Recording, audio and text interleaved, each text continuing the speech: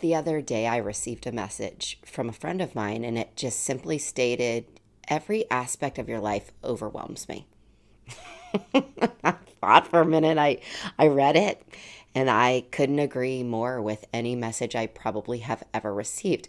I almost didn't know if I should be offended or if I just related so much that I was kind of celebrating that somebody realized my life is as overwhelming as it is. And right at that point, Sandler was busy doing impersonations of kids that we know.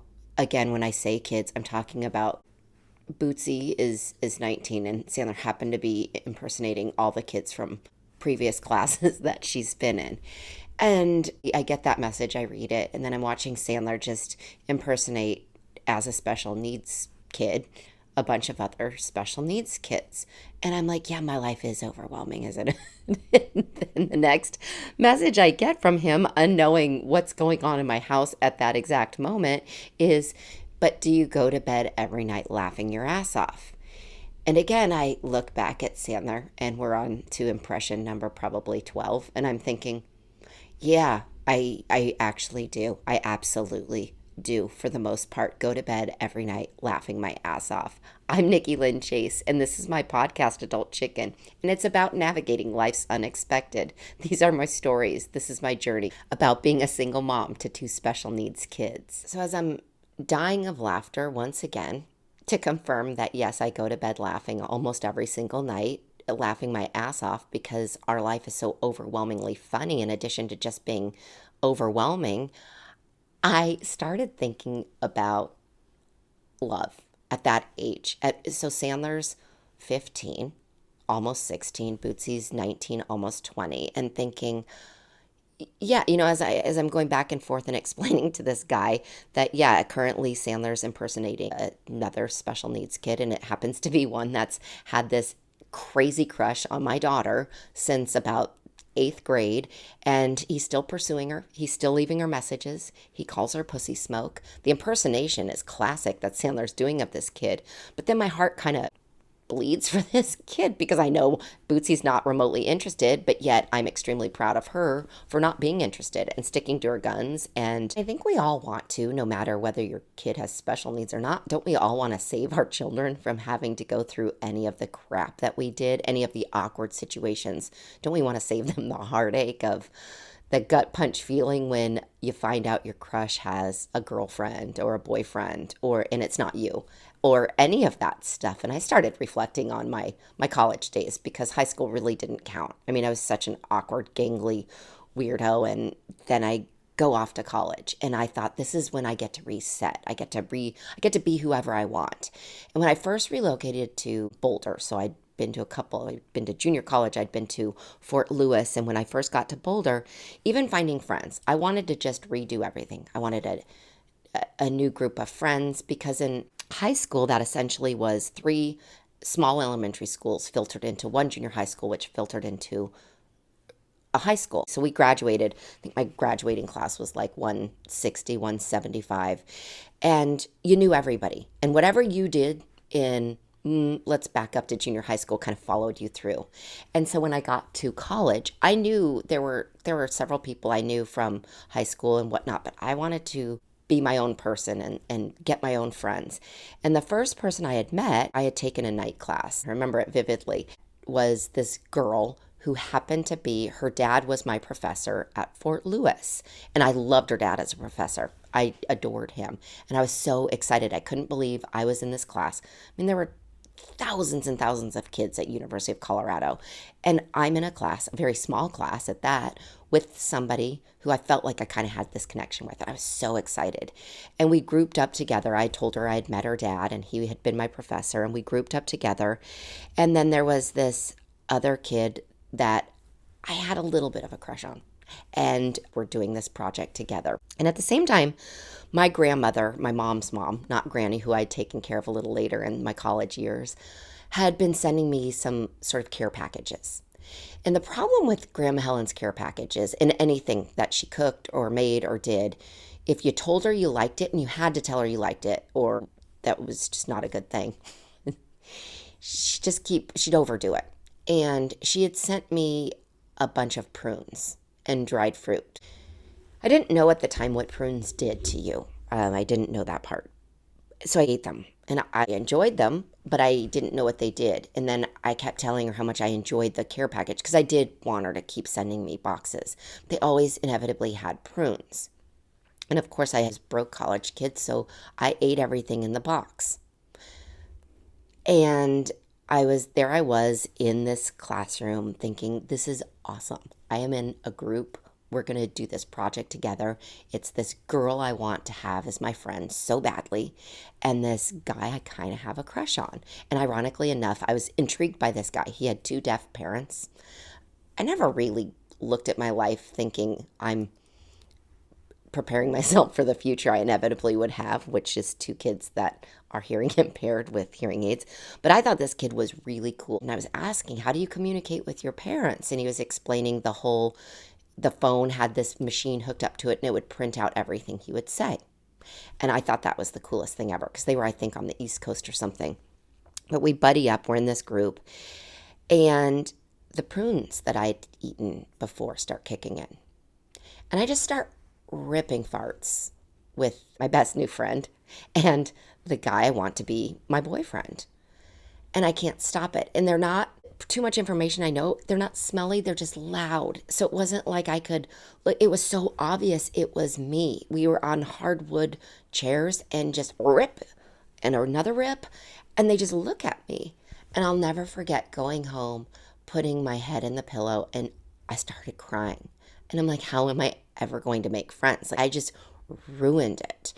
And I was so sad. And all I kept thinking was, they say this is supposed to be the best 4 years of your life. And I can't even make friends because I have gas. I was forever scarred by the ripping of the toots in this class. And I don't want to do any of it with my kids. I don't want to relive that shit. That shit was painful when I was a kid. And I was considered, well, maybe I wasn't considered, but I'd be a normal or typical person.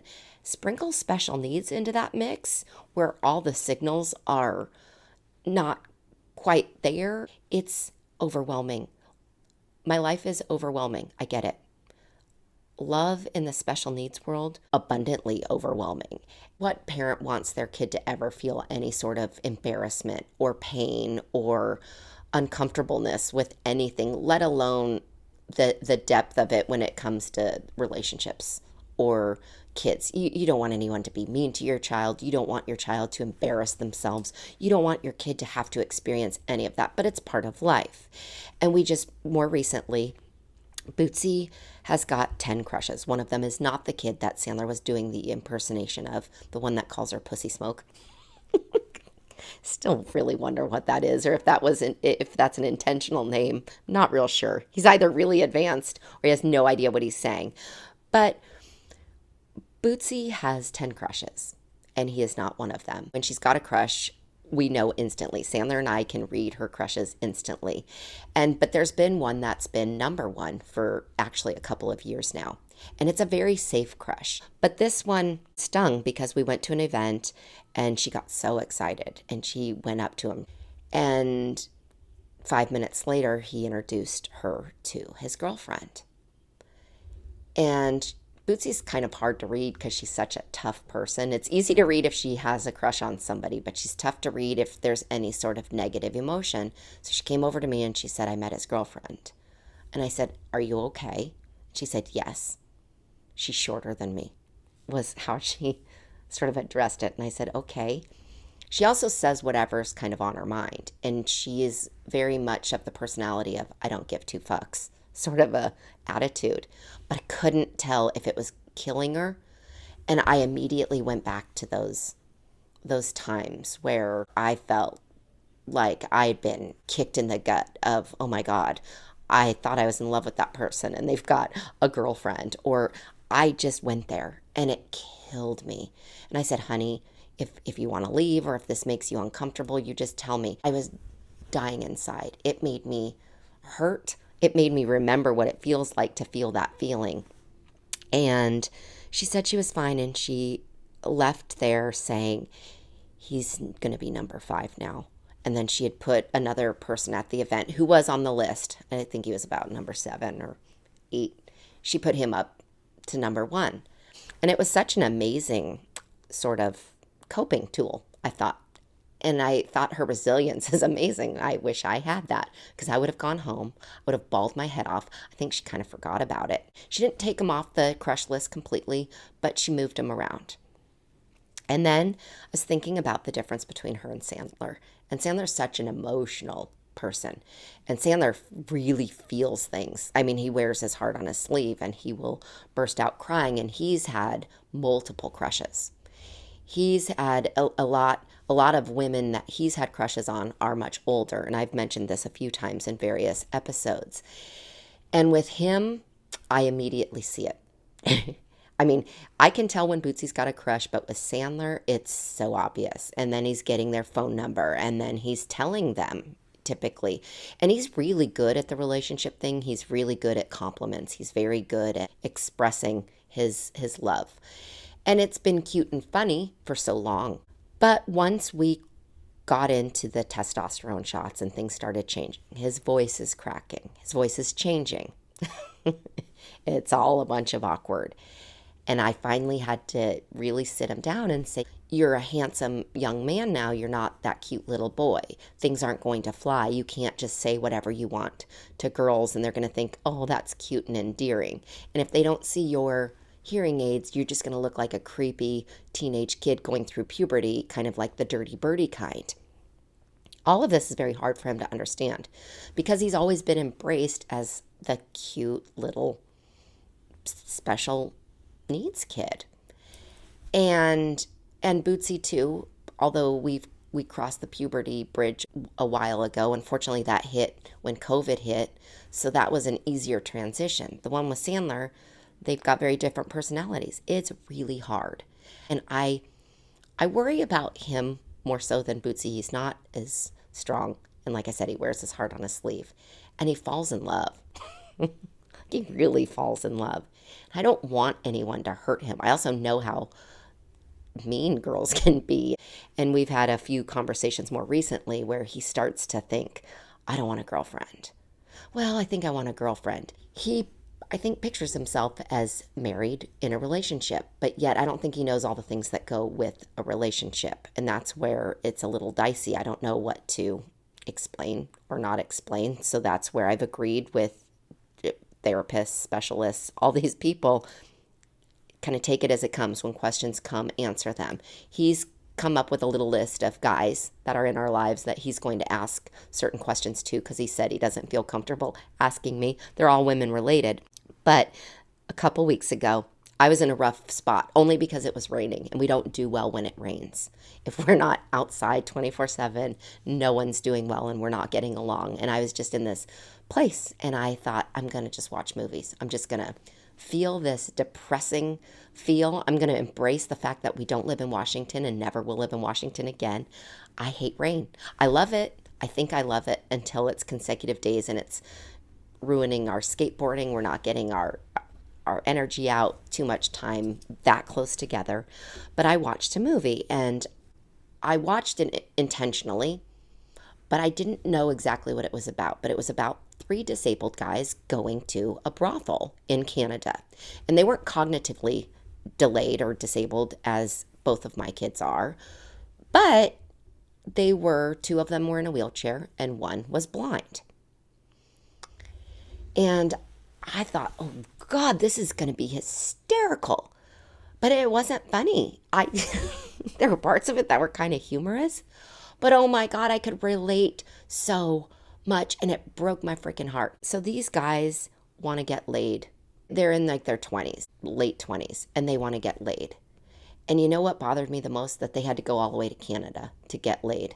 They had to find a brothel in Canada that catered to people with disabilities. That broke my heart. Then the parents, so they kind of did this and snuck out. They were all completely dependent on their parents. I could also relate to that. My kids are 100% dependent on me. And knowing that my kids have the capacity to want a little independence, that broke my heart. So these guys, I don't think I'm giving anything away, decided to bond together and go for it. They kind of snuck out of their house, which was a feat for a couple of them, in a wheelchair, of course, and one being blind. They had to find a driver. I don't know if this is a true story or not, but they had to go through great lengths to do something that the average or typical or normal, whatever you want to call it, person could just do. And in a way, I thought, brilliant, right? There are no strings attached. They're going to go pay for a service that's going to cater to their needs. They're going to get laid. And no emotions, none of that.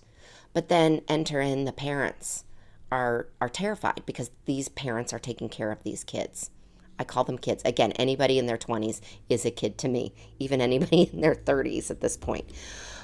But I felt for the parents who then, discover these boys are doing this like halfway on their adventure to Canada.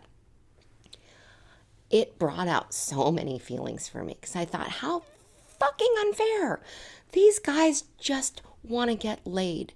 Now, if that was my daughter, I'd feel very differently because it is different when you have a boy and a girl. For my son, I do want him to get to experience that. Not at a brothel, and certainly not in Canada. I'd like to think that he will fall in love and have a relationship with somebody. Is that going to happen? I have no idea. I don't think anybody knows if their child is going to fall in love and have a relationship with somebody. For my daughter, no. That's why she got a dog. That's why I got her a dog a couple of years ago. Distraction, F boys, forget that. I don't want anyone having part of you. No one deserves you. You're that great. It's a very different mindset for each kid because one is a guy, one is a girl. And I can't help that. That's just my honest feelings about having two different kids, completely different personalities and completely different genders.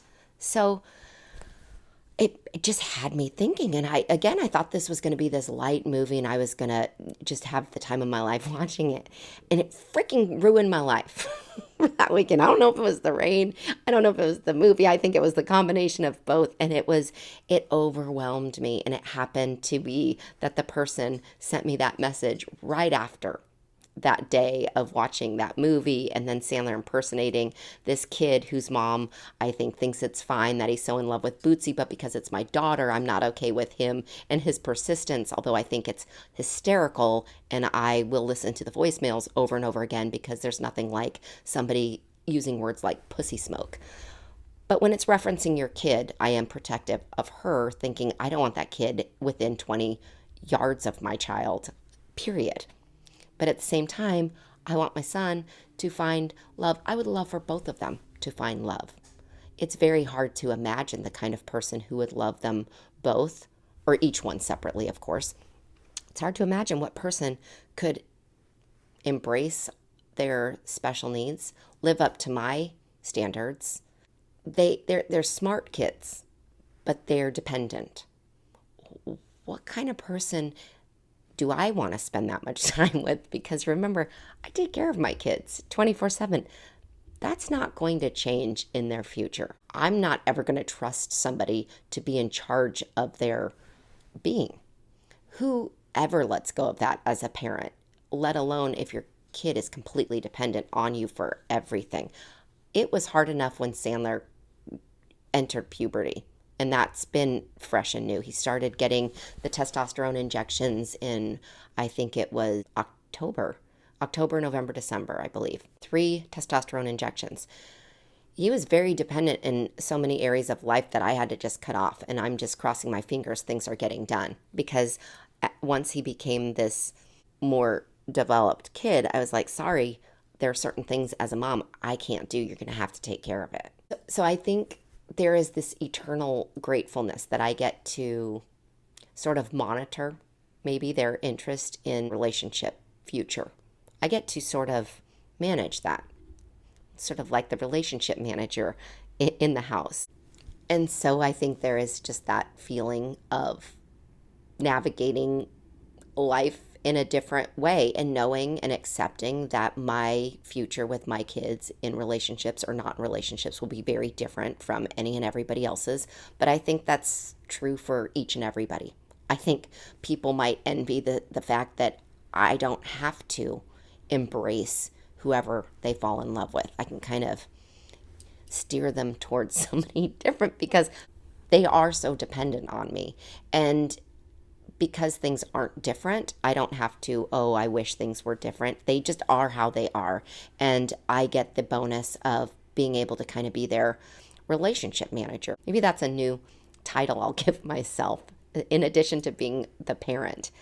And I am able to kind of help them understand things probably a lot more because I will be more aware of what's going on when they get that gut punch of a crush. Unlike, I think, a lot of people with typical kids, they don't know when their kids are going through those woes of relationships or those feelings of, oh my God, I just found out he's got a girlfriend or she's got a boyfriend. And I am eternally grateful for that. But I guess I'll always probably wonder what it's like to have a kid go through your traditional marriage, wedding, whatever. But that doesn't even have to do with special needs. I think most of us, it's a different feeling. Raising kids is so much different than I ever imagined anyway. None of it's anything like I imagined or pictured. And I think that's true for people with special needs kids or typical kids, whatever you want to call them.